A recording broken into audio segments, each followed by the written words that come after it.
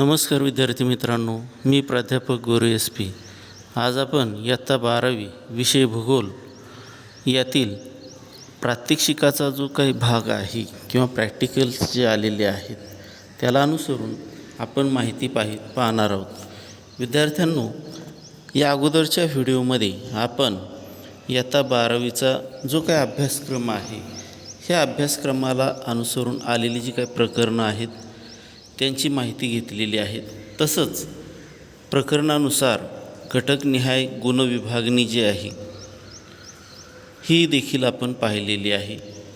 याशिवाय या ठिकाणी प्रश्न प्रकारानुसार गुणविभागणी जी आहे त्याला अनुसरून देखील माहिती आपण पाहिलेली. विद्यार्थ्यांनो, आज आपण या ठिकाणी प्रात्यक्षिकाचा जो काही भाग आहे या प्रात्यक्षिकाच्या भागाला अनुसरून आपण माहिती पाहणार आहोत. विद्यार्थ्यांनो, इयत्ता 12वीमध्ये प्रॅक्टिकल्स जे आहेत ते पुढील प्रमाणे आहेत. साधारणपणे या ठिकाणी 10 घटक या ठिकाणी प्रात्यक्षिकाचे आहेत आणि हे प्रात्यक्षिक तुम्हाला 20 गुणांसाठी या ठिकाणी असणार आहेत. म्हणजेच थेअरीचा 80 मार्काचा पेपर असेल व प्रॅक्टिकलचा 20 गुणांचा या ठिकाणी पेपर जो आहे हा तुमचा स्वतंत्रपणे होईल. विद्यार्थ्यांनो, प्रॅक्टिकलमध्ये आपल्याला जो काही भाग पाहायचा आहे तो पुढील प्रमाणे या ठिकाणी आपण हा भाग घटकनिहाय पाहूया. पहिला जो घटक आहे तो म्हणजे सर्वेक्षणाद्वारे माहिती गोळा करणे. म्हणजेच ॲपच्या साहाय्याने या ठिकाणी ही माहिती जी आहे ही गोळा करायची आहे. Data collection serving thought app हा जो भाग आहे हा या ठिकाणी 5 गुणांसाठी आहे. बोर्डाने विथ ऑप्शन या ठिकाणी 5 गुण त्यासाठी दिलेले आहेत. त्यानंतर दुसरा जो घटक आहे तो म्हणजे विदा म्हणजेच सांख्यिकीय माहितीचे संघटन म्हणजेच डाटा ऑर्गनायझेशन. या ठिकाणी बोर्ड परीक्षेमध्ये त्यावर 2 गुणांचा प्रश्न असेल. विथ ऑप्शन देखील या ठिकाणी 2च गुण असतील. तिसरा जो घटक आहे तो म्हणजे डाटा ॲनालिसिस. यामध्ये मेजर्स ऑफ डिस्पर्शन म्हणजेच या ठिकाणी विदा विश्लेषण, आपण त्याला अपसरणाचे मापन असं म्हणतो. यासाठी 4 गुण आहेत आणि बोर्ड प्रश्नपत्रिकेत विथ ऑप्शन या ठिकाणी 8 गुण या ठिकाणी प्रश्न असतील. त्यानंतर यातीलच दुसरा भाग डाटा ॲनालिसिसमध्ये जो चौथा घटक दिलेला आहे डाटा ॲनालिसिस रँक कोरिलेशन म्हणजेच या ठिकाणी विदा विश्लेषण गुणानुक्रम सहसंबंध म्हणून हा भाग आलेला आहे. तर या ठिकाणी 3 आणि 4 हे जे घटक आहे याचे एकत्रित हे गुण आहेत 4 आणि विथ ऑप्शन या ठिकाणी गुण त्याला आहेत 8. त्यानंतर पुढचा घटक जो आहे 5वा तो म्हणजे विदा सादरीकरण. यामध्ये विभाजित वर्तुळ काढणे हा एक भाग आहे. त्यानंतर 6वा घटक आहे विदा सादरीकरण विभाजित आयत आलेख तयार करणे. तर हे जे 2 घटक आहेत यातील डाटा रिप्रेझेंटेशन 5वा घटक जो आहे डाटा रिप्रेझेंटेशन डिवायडेड सर्कल तयार करायचं विभाजित वर्तुळाकृती आणि 6वा जो घटक आहे डाटा रिप्रेझेंटेशन म्हणजेच डिवायडेड बार ग्राफ्स म्हणजेच विभाजित आयत आलेख तयार करणं हे 2 भाग. तसंच 7वा घटकाचा देखील यामध्ये समावेश केलेला आहे. तो म्हणजे या ठिकाणी विदा सादरीकरण लोकसंख्या मनोरा काढणे म्हणजेच याला आपण डाटा रिप्रेझेंटेशन म्हणतो, कन्स्ट्रक्शन ऑफ पॉप्युलेशन पिरॅमिड. तर हे जे 3 घटक आहेत 5, 6, 7 हे बोर्ड परीक्षेसाठी 3 गुणांचा प्रश्न त्यावर असेल आणि विथ ऑप्शन या ठिकाणी 6 गुणांचे प्रश्न यावर येतील. विद्यार्थ्यांनो, त्यानंतर घटक क्रमांक 8, 9 आणि 10 हे जे 3 घटक आहेत 8, 9, 10 यातील 8वा घटक आहे तो म्हणजे स्थलनिर्देशक नकाशाचे विश्लेषण मानवी वस्तीला अनुसरून या ठिकाणी, म्हणजेच इंटरप्रिटेशन ऑफ टोपोसिट ह्युमन सेटलमेंट. त्यानंतर यातील 9वा घटक आहे स्थलनिर्देशक नकाशाचे विश्लेषण. यामध्ये भूमी उपयोजन आणि व्यवसाय याला अनुसरून माहिती आलेली आहे. Interpretation of toposheet, land use and occupation. त्यानंतर 10वा जो घटक आहे तो म्हणजे स्थलनिर्देशक नकाशाचे विश्लेषण. यामध्ये वाहतूक आणि संदेशवहन यांना अनुसरून या ठिकाणी विश्लेषण करायचे, म्हणजेच interpretation of toposheet, transport and communication. तर हे जे 8, 9 आणि 10 हे 3 घटक जे आहेत यावर बोर्ड परीक्षेत 4 गुणांचा प्रश्न असेल आणि विथ ऑप्शन या ठिकाणी 5 गुणांचे प्रश्न यावर असणार आहेत. आणि पुढचा जो भाग आहे या ठिकाणी तो म्हणजे तुमचे व्हॉईस आणि सर्टिफाईड जर्नल, म्हणजेच मौखिक परीक्षा आणि प्रात्यक्षिक वही यासाठी तुम्हाला 2 गुण असतील. तर अशा पद्धतीनं या ठिकाणी तुमची प्रात्यक्षिकाची प्रॅक्टिकलची 20 गुणांचा पेपर जो आहे हा असेल. विथ ऑप्शन या ठिकाणी प्रश्नपत्रिका तुमच्या 28 गुणांची राहील. विद्यार्थी मित्रांनो, तर प्रात्यक्षिकाला अनुसरून या ठिकाणी हा जो काही भाग तुम्हाला सांगितलेला आहे हा व्यवस्थितपणे लक्षात ठेवायचा आहे. आपण याला अनुसरून या ठिकाणी प्रात्यक्षिक शिकत असताना या क्रमाने आपण या ठिकाणी जाणार आहोत. विद्यार्थी मित्रांनो, आता आपण प्रात्यक्षिकाविषयी माहिती पाहिल्यानंतर आता बोर्डाचा जो काही प्रश्नपत्रिका आराखडा आहे 80 गुणांचा, म्हणजेच क्वेश्चन पेपर पॅटर्न जो आहे याला अनुसरून या ठिकाणी आपण थोडक्यात माहिती पाहूया. विद्यार्थ्यांनो, या ठिकाणी थेअरीची आपल्याला प्रश्नपत्रिका जी आहे ही 80 गुणांची या ठिकाणी असेल. साधारणपणे या ठिकाणी प्रश्नपत्रिका आराखडा जो आहे हा तुमचा पुढील प्रमाणे राहील. 80 गुणांची प्रश्नपत्रिका आहे आणि त्यासाठी वेळ जो आहे हा 3 तासाचा असेल. प्रश्नपत्रिकेच्या सुरुवातीला या ठिकाणी तुम्हाला ज्या काही सूचना आहेत या पुढील प्रमाणे असतील. सर्व प्रश्न सोडवणे आवश्यक आहे. All questions are compulsory. त्यानंतर दुसरी सूचना असेल ती म्हणजे प्रश्नांची उत्तरे लिहिताना आवश्यक तेथे योग्य आकृत्या किंवा आलेख काढणे. Draw relevant diagrams or graphs wherever necessary. त्यानंतर तिसरी सूचना तुमच्यासाठी असेल ती म्हणजे use of colour pencil is allowed, म्हणजेच रंगीत पेन्सिलचा वापर करण्यास परवानगी आहे. त्यानंतर चौथी सूचना आहे नकाशा स्टेन्सिल वापर योग्य तेथे करावा, म्हणजेच use of map stencil is allowed.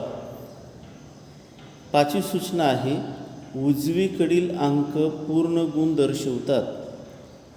Figures to the right indicates full marks.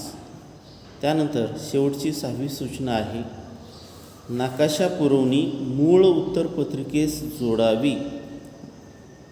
Tie your supplement of map to your main answer seat.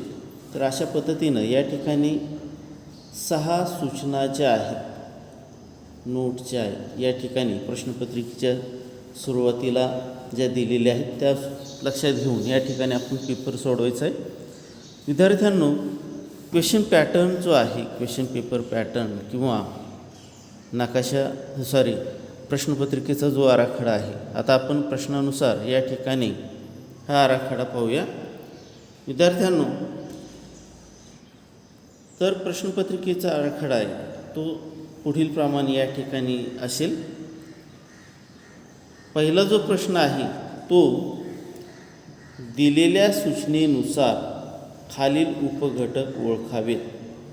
हा जो प्रश्न आहे पहिला, हा ऑब्जेक्टिव्हला अनुसरून या ठिकाणी हा प्रश्न आहे. हा 20 गुणांसाठी आहे. यातील पहिल्या प्रश्नातील अ हा घटक आहे. म्हणजेच पहिला प्रश्न काय आहे, दिलेल्या सूचनेनुसार खालील उपघटक ओळखावे. Answer the sub question as per given instruction. यातील अ घटक जो आहे तो म्हणजे साखळी पूर्ण करा. A, complete the chain and rewrite your answer paper. यासाठी 5 गुण आहेत. त्यानंतर ब आहे, पुढील विधाने दिलेल्या सूचनेनुसार पूर्ण करा. बी, डू ॲज डायरेक्टेड. विद्यार्थ्यांनो, हा देखील 5 गुणांसाठी प्रश्न आहे. त्यानंतर यातील क आकडा आहे, अचूक घटक ओळखा. हा देखील 5 गुणांसाठी आहे. C, choose the correct option by identifying the correct correlation in given statement. तर अशा पद्धतीनं हा 5 मार्कासाठी या ठिकाणी पहिल्यातील सी हा घटक तुम्हाला विचारला जाईल. त्यानंतर ड, चुकीचा घटक ओळखा. हा 5 गुणांसाठी आहे. Identify the incorrect group or factor. तर अशा पद्धतीनं या ठिकाणी जो पहिला प्रश्न आहे ऑब्जेक्टिव्हचा, दिलेल्या सूचनेनुसार खालील उपघटक ओळखावेत, याची 20 गुणांची जी विभागणी आहे ही पुढील प्रमाणे या ठिकाणी केलेली आहे. तर विद्यार्थ्यांनो, त्यानंतर प्रश्न क्रमांक 2, क्वेश्चन नंबर 2 या ठिकाणी जो आहे, भौगोलिक कारणे लिहा. Give geographical reason. हा जो प्रश्न आहे 6 पैकी 4 प्रश्न सोडवायचे. एनी 4 क्वेश्चन या ठिकाणी लिहायचे. यासाठी 12 गुण आहेत, 12 मार्क्स. त्यानंतर म्हणजेच या ठिकाणी प्रत्येक प्रश्नासाठी तुम्हाला 3 गुण या ठिकाणी दिलेले आहेत. त्यानंतर प्रश्न क्रमांक 3, फरक स्पष्ट करा. 5 पैकी 3 सोडवायचे आणि 9 गुण त्यासाठी आहेत. प्रश्न क्रमांक 3 हा डिस्टिंग्विश बिटवीन एनी 3 या ठिकाणी सोडवायचे आणि 9 मार्क त्यासाठी आहेत. त्यानंतर प्रश्न क्रमांक 4 हा चौथा जो प्रश्न आहे हा 2 गटात विभागलेला आहे. अ गट जो आहे यामध्ये नकाशात माहिती भरा असा प्रश्न आहे. 8 पैकी 6 घटकांची माहिती नकाशात या ठिकाणी भरायची आहे आणि त्यासाठी 6 गुण आहेत. For question 4, A, mark and name the following on the outline map of the words with suitable index. तर एनी 6 जे आहेत सब क्वेश्चन या ठिकाणी दिलेले जे आहेत हे सोडवायचे आहेत आणि 6 मार्क्स त्यासाठी आहेत. यातील क्वेश्चन नंबर 4 मधील बी, ब आकडा जो आहे हा तुम्हाला या ठिकाणी 5 गुणांसाठी त्यावर प्रश्न असणार आहे. हा भाग या ठिकाणी आलेख किंवा नकाशा वाचनावर आधारित प्रश्नाचा हा भाग असेल. Question number 4 B, read the following map or graphs and answer the question given below. तर 5 गुणांसाठी हा प्रश्न या ठिकाणी तुम्हाला स्वतंत्रपणे यामध्ये विचारला जाईल. त्यानंतर क्वेश्चन नंबर 5, प्रश्न क्रमांक 5 जो आहे, टिपा लिहा. 5 पैकी 3 टिपा लिहायचे आणि त्यासाठी 12 गुण आहेत. म्हणजेच प्रत्येक एक टिप जी आहे ही 4 गुणांसाठी तुम्हाला या ठिकाणी लिहायचे आहे. विद्यार्थ्यांनो, question number 5, write short notes any 3. तर अशा पद्धतीनं हा विचारला जाईल 12 मार्कासाठी प्रश्न. क्वेश्चन नंबर 6 जो आहे प्रश्न क्रमांक 6, उताराचे वाचन करून प्रश्नांची उत्तरे लिहा. तर प्रश्न क्रमांक 6 हा देखील 2 गटात विभागलेला आहे, अ आणि आ.